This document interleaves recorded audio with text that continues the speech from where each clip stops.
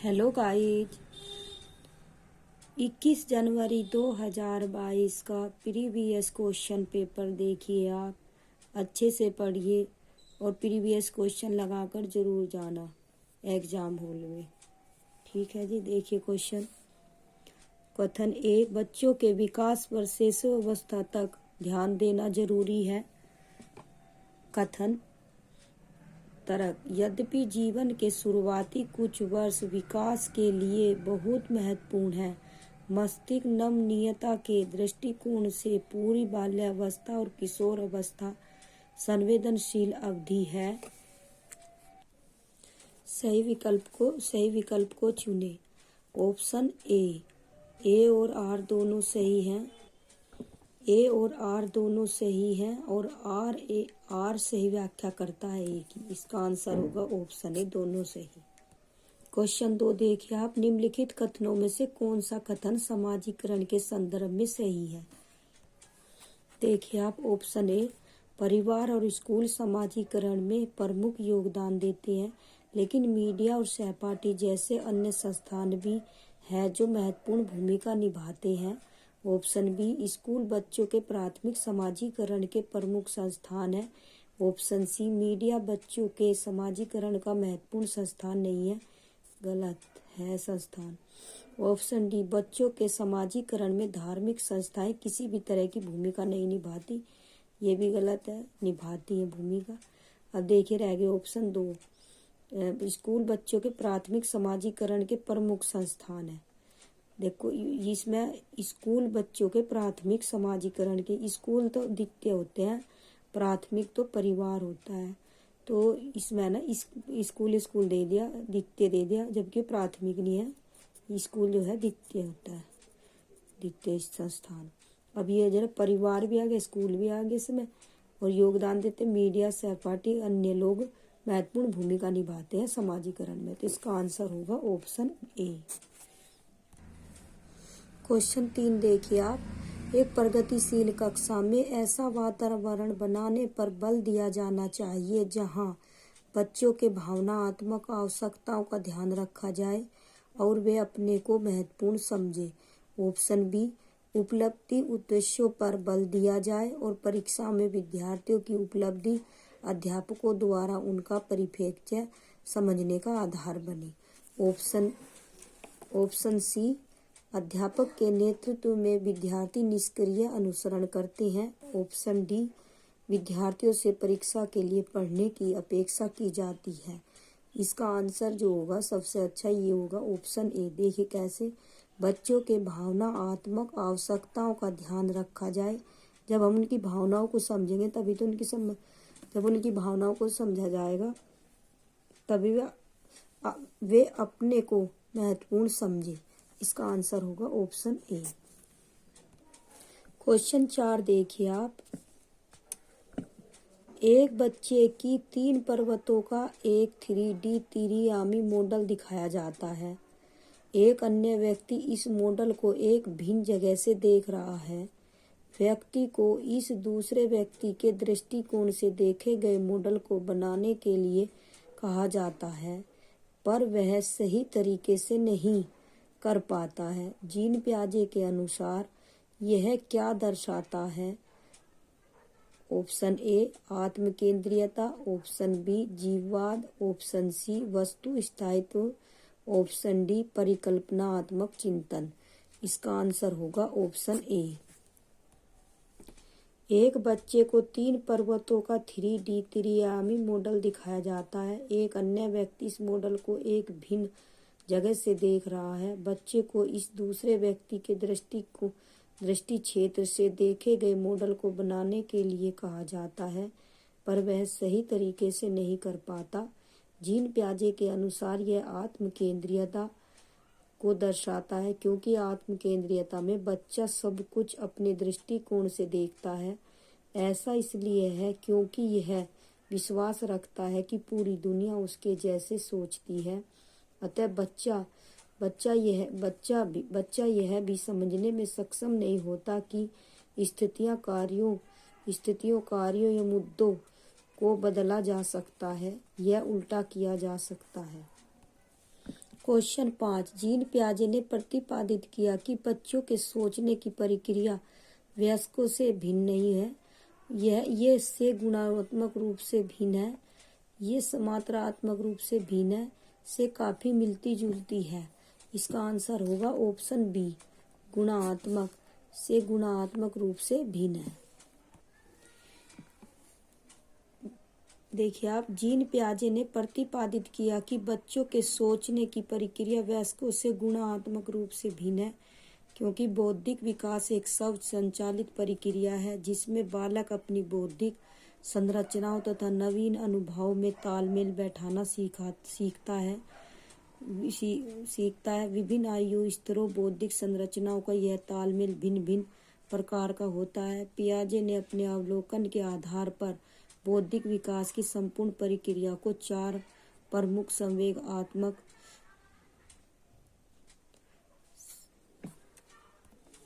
देखिए आप, गामक अवस्था, पूर्व संक्रियात्मक अवस्था, मूर्त संक्रियात्मक अवस्था, औपचारिक संक्रिया अवस्थाओं में विभक्त किया गया है। प्रत्येक अवस्था अपनी पूर्व अवस्थाओं से अधिक उपयुक्त होती है। पियाजे के अनुसार बच्चा क्रम से इन 4 अवस्थाओं से होकर अपना संज्ञानात्मक विकास करता है, इसलिए वह प्रौढ़ से गुणात्मक रूप से भिन्न है। क्वेश्चन 6 देखिए आप लोग,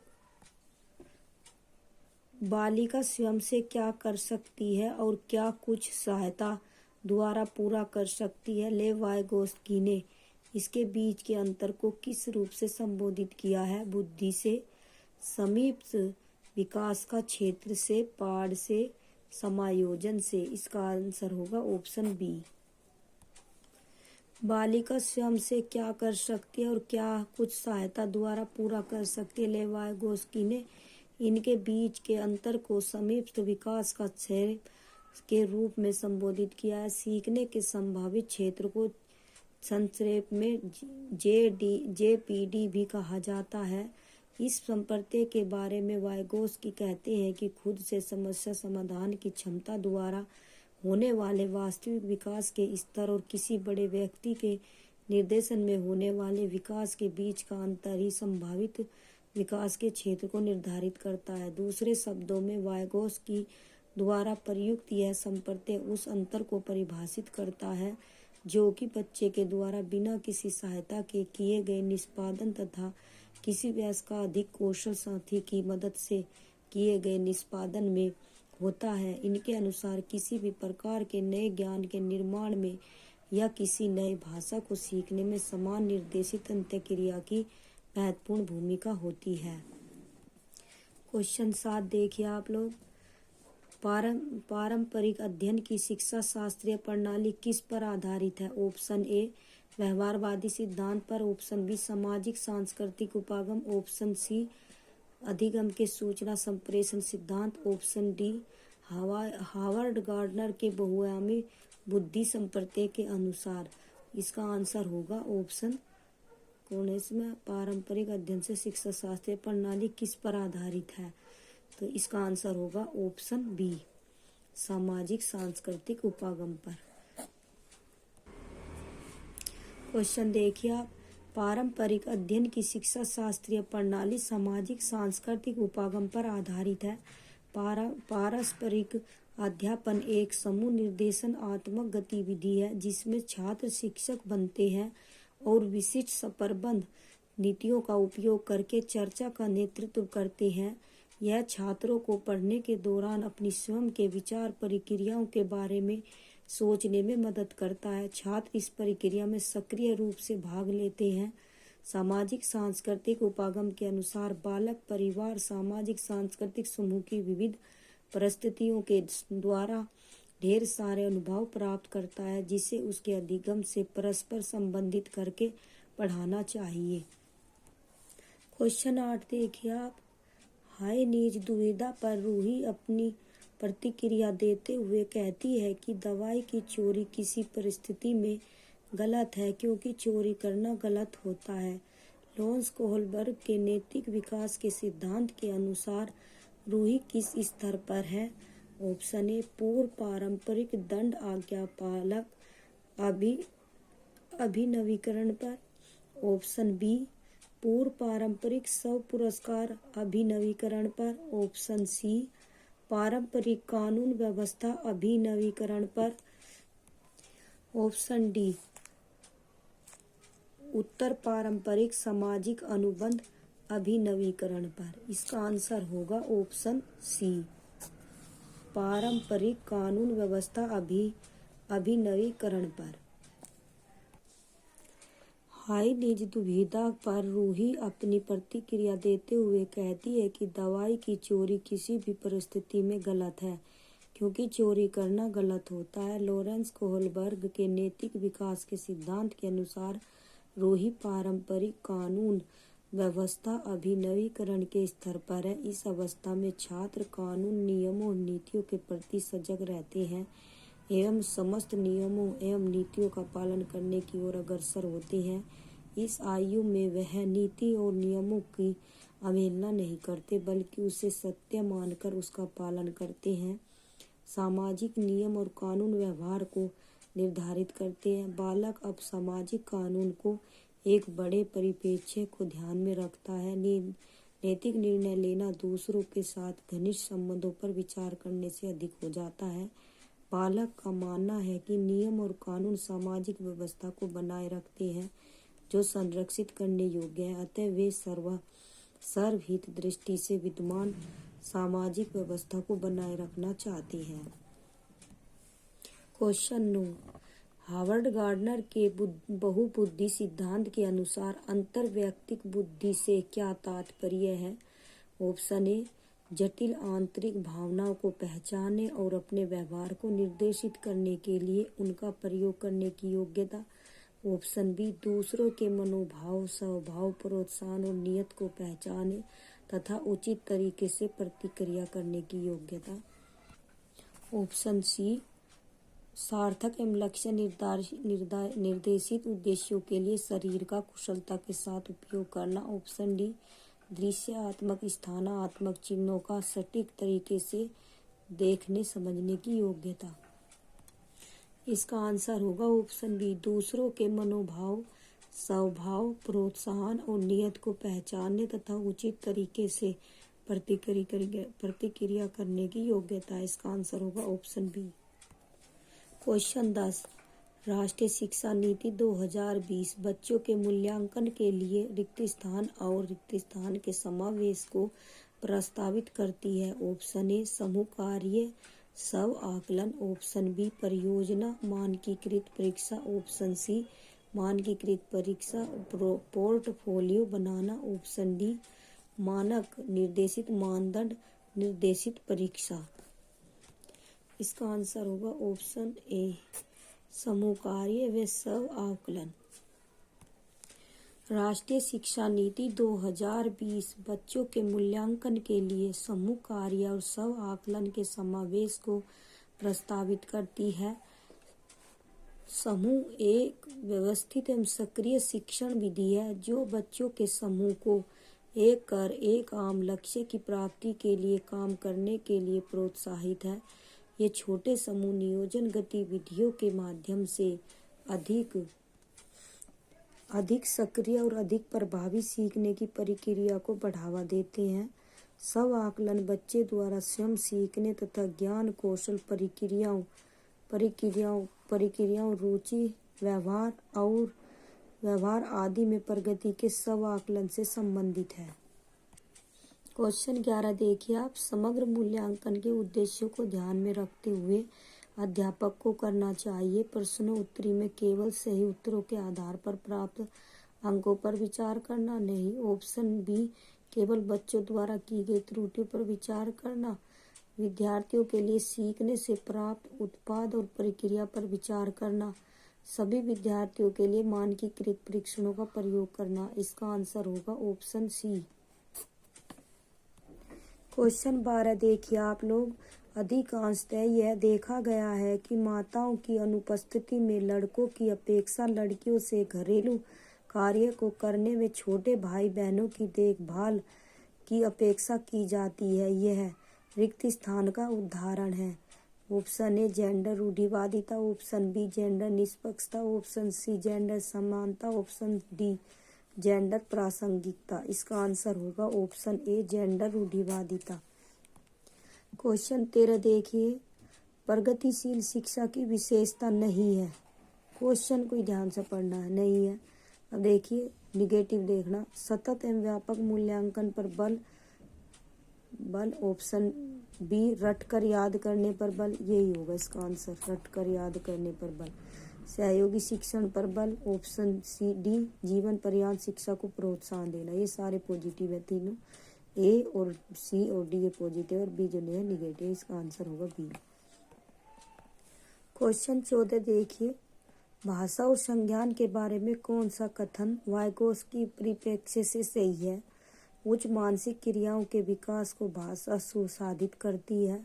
ऑप्शन ए भाषा से संज्ञानात्मक प्रक्रिया के विकास में बाधा आती है, गलत। ऑप्शन बी भाषा की संज्ञानात्मक विकास में कोई भूमिका नहीं है, ये भी गलत, भूमिका है। ऑप्शन डी संज्ञान भाषा से स्वतंत्र रूप से विकसित होता है, संज्ञान भाषा से स्वतंत्र रूप से विकसित होता है। ऑप्शन ए देखिए एक बार, उच्च मानसिक क्रियाओं के विकास को भाषा सुसाधित करती है। इसका आंसर ए होगा, उच्च मानसिक क्रियाओं के विकास को भाषा सुसाधित करती है। क्वेश्चन 15 देखिए, एक शिक्षक ने अपने छात्रों को प्रोत्साहित किया कि वे अपने वयस्कों और समुदाय के सदस्यों से वार्तालाप करके अपनी विरासत के बारे में सीखें। निम्न में से उस विकल्प को चुनें जो सामाजिकरण और अधिगम के संदर्भ में शिक्षक की धारणा को दर्शाता है। ऑप्शन ए बच्चों द्वारा समुदाय से प्राप्त ज्ञान के महत्व को पहचानना। ऑप्शन नंबर 2 यह विश्वास की सिखाना कि सामाजिक परिवेश में होता है और इससे संबंध स्थापित करना महत्वपूर्ण है। ऑप्शन नंबर 3 विद्यालय में अर्जित ज्ञान का स्थानीय ज्ञान के साथ संबंध को महत्व देना। नंबर 4 विद्यालय द्वारा सिखाए गए ज्ञान को ज़्यादा महत्व देना। इसका आंसर होगा केवल 1, केवल 2 और 3। Option C 1, 2, 3। इसका आंसर होगा ऑप्शन सी 1 और 2। क्वेश्चन 16 अधिगम अक्षमता के संदर्भ में गणितीय अधिगम अक्षमता क्या कहलाता है? गति, समन्वय वैकल्य, ऑप्शन बी पठन वैकल्य, गुणज वैकल्य, लेखन वैकल्य। इसका आंसर होगा गुणज वैकल्य, ऑप्शन सी। क्वेश्चन 17 सलमा 5 वर्षीय लड़की है। वह जब 3 साल की थी तो अपने बिना किसी बारह निर्देश के संगीत वाद्य यंत्र गिटार बजाना सीख लिया था। इस योग्यता के आधार पर उसे निम्नलिखित में से किस श्रेणी में रखेंगे? धीमी गति से सीखने वाली विद्यार्थी, कम उपलब्धि वाली बालिका, ऑप्शन सी प्रतिभाशाली, ऑप्शन डी सावलीन। इसका आंसर होगा ऑप्शन सी प्रतिभाशाली। क्वेश्चन 18 हार्दिक को कम दिखाई देता है। अध्यापक को उसकी इस स्थिति के बारे में नहीं बताया गया है। कक्षा में अध्यापक को उसके किस व्यवहार क्रिया से पता चल सकता है कि उसे कम दिखाई देता है? पढ़ने के दौरान आंखें मिचकाना, ऑप्शन बी श्यामपट्ट पर लिखे हुए को दूर से स्पष्ट रूप से पढ़ना, बारीक मुद्रक वाले कार्य क्षेत्र को तुरंत पूरा करना, भौतिक नक्शे को पढ़ना जिनमें सूक्ष्म जानकारी दी गई है। इसका आंसर होगा पढ़ने के दौरान आंखें मिचकाना। इसका ऑप्शन होगा ऑप्शन ए।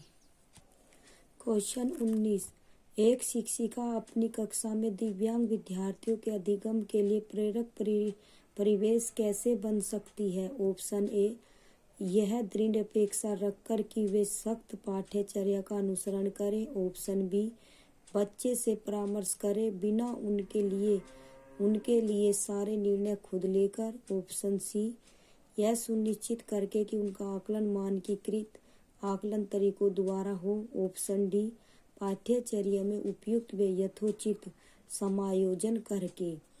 और एक बार ये भी दोबारा से देख लीजिए। यह दृढ़ अपेक्षा रखकर कि वे साक्ष्य पाठ्यचर्या का अनुसरण करें। इसका आंसर होगा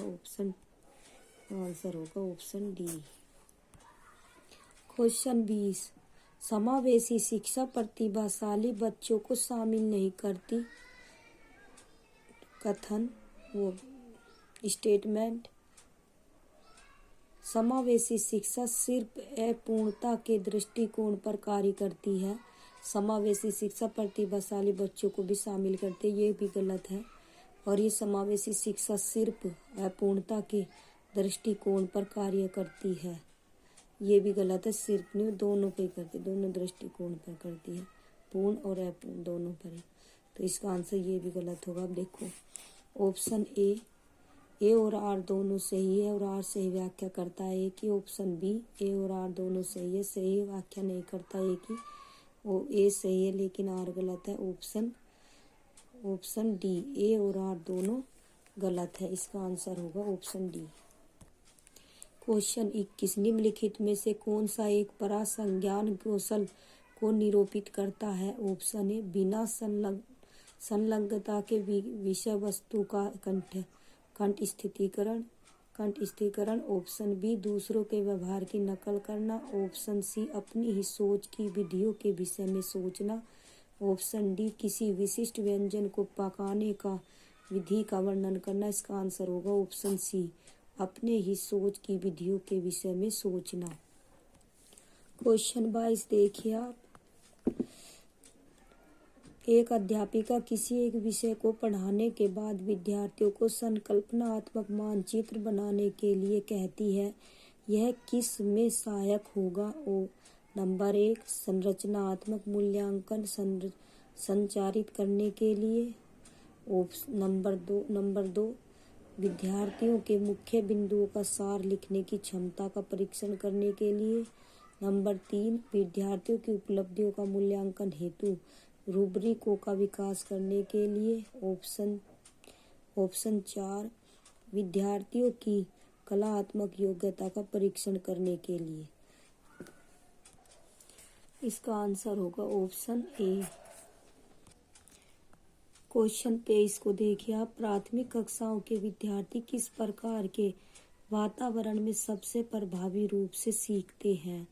ऑप्शन ए जब शिक्षिका एक अधिकारवादी है और हमेशा आदेश देती है कि क्या किया जाना चाहिए। नहीं, ये गलत होगा।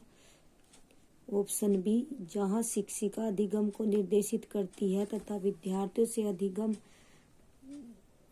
से निष्क्रिय रहने की अपेक्षा करती है। ये भी गलत, निष्क्रिय नहीं सक्रिय रहने की अपेक्षा करनी चाहिए। ऑप्शन 3 जहां मूल रूप से पठन कौशलों और अंक प्राप्त करने पर जोर दिया जाता है। ऑप्शन 4 जहां विद्यार्थियों की सामाजिक संवेगात्मक आवश्यकताओं की पूर्ति होती है को ध्यान में रखा जाता है। इसका आंसर होगा ऑप्शन डी। क्वेश्चन 24 देखिए आप। निम्नलिखित में से कौन सी शैली एक प्रभावशाली विद्यालय में प्रयोग में लाई जानी चाहिए। ऑप्शन ए इनाम व सजा का प्रयोग। ऑप्शन बी प्रतिस्पर्धात्मक कक्षा। ऑप्शन सी तुलनात्मक मूल्यांकन। ऑप्शन डी सहयोगात्मक अधिगम। इसका आंसर होगा ऑप्शन डी। क्वेश्चन 25 आंतरिक व स्वतःस्फूर्त प्रेरणा का उदाहरण कौन सा है। ऑप्शन ए एक विद्यार्थी अच्छे ग्रेड लाने के लिए एक प्रयोग कर रही है। ऑप्शन बी एक विद्यार्थी इसलिए प्रयोग कर रही है क्योंकि उसे प्रयोग का परिणाम जानने की उत्सुकता है। ऑप्शन सी एक विद्यार्थी इसलिए प्रयोग कर रही है क्योंकि उसे थ्योरी की कक्षा पसंद नहीं है। ऑप्शन डी एक विद्यार्थी इसलिए प्रयोग कर रही है क्योंकि वह अपने अध्यापक को प्रभावित करना चाहती है। इसमें सबसे श्रेष्ठ जो क्वेश्चन आंसर होगा वो होगा ऑप्शन बी। देखिए कैसे, एक विद्यार्थी इसलिए प्रयोग कर रही है क्योंकि उसे प्रयोग का परिणाम जानने की उत्सुकता है उसे। तो इसका आंसर होगा ऑप्शन बी। क्वेश्चन 26 संरचनात्मक शिक्षा शास्त्र विधि को दर्शाती है। ऑप्शन ए विद्यार्थी अध्यापक के व्याख्यान को सुन रहे हैं और पढ़ाई गई विषय वस्तु पर नोट्स बना रहे हैं। ऑप्शन बी, विद्यार्थी उच्च स्वर में दिए गए अंश को याद कर रहे हैं। ऑप्शन सी, विद्यार्थी पाठ्य पुस्तक से सामग्री को याद कर वर्ष के अंत में परीक्षा देते हैं। ऑप्शन डी, अध्यापक अपने विद्यार्थियों को समकालीन मुद्दों पर चर्चा और वाद विवाद करने के लिए कहता या कहती है। इसका आंसर होगा ऑप्शन डी। क्वेश्चन 27 देखिए आप, कक्षा में सकारात्मक समूह की सक्रियता के लिए निम्न में से कौन सा रवैया रुख सर्वाधिक उपयुक्त है।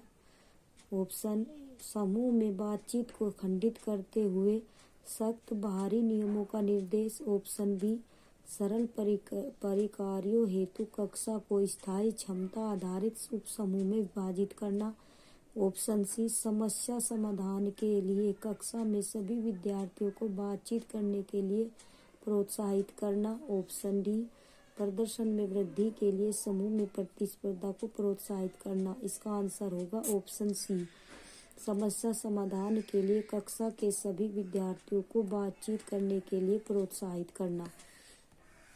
क्वेश्चन 28, बहुधा कुंभकार और कुंभ का एक रूपक उपयोग किया जाता है जिसके द्वारा यह दर्शाया जाता है कि कैसे परंपरागत शिक्षा शिक्षक को कुंभकार के रूप में देखती है, जो कुंभ रूपी विद्यार्थी को आकार देखकर उसमें ज्ञान उड़ेलता है।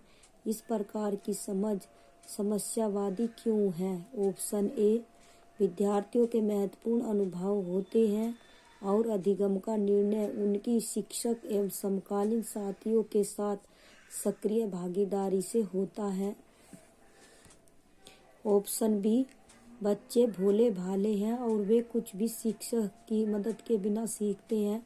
ऑप्शन सी, अधिगम की प्रक्रिया में किसी सामग्री या शिक्षक की कोई आवश्यकता नहीं।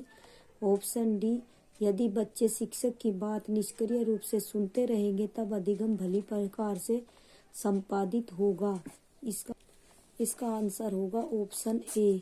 देखिए कैसे, विद्यार्थियों के महत्वपूर्ण अनुभव होते हैं और अधिगम का निर्णय उनकी शिक्षक एवं समकालीन साथियों के साथ सक्रिय भागीदारी से होता है।